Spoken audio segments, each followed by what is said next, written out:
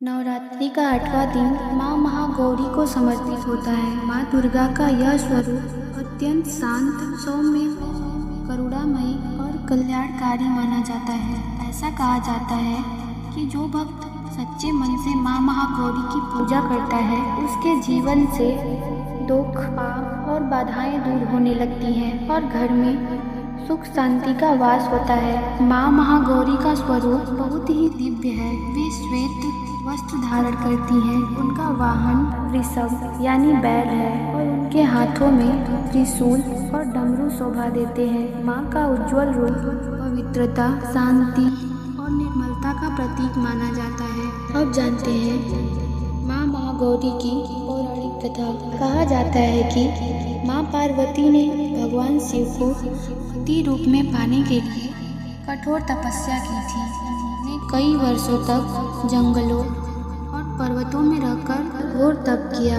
इस कठिन तपस्या के कारण उनका शरीर धूल और मिट्टी से ढक गया और उनका वर्ण काला पड़ गया।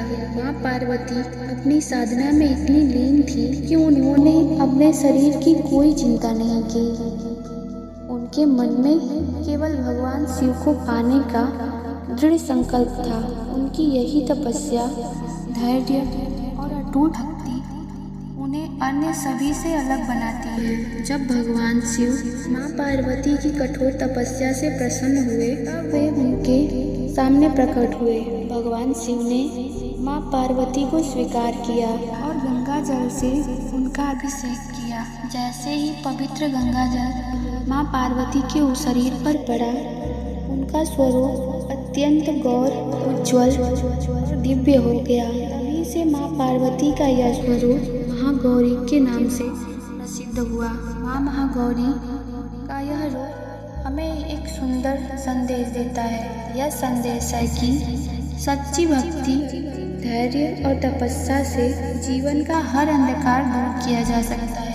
कठिनाइयाँ चाहे कितनी भी बड़ी क्यों ना हो, अगर मन में विश्वास हो तो अंत में प्रकाश मिल ही जाता है। अब बात करते हैं माँ महागौरी की पूजा विधि की। सुबह साफ, विशेष रूप से सफ़ेद या हल्के रंग के वस्त्र पहने।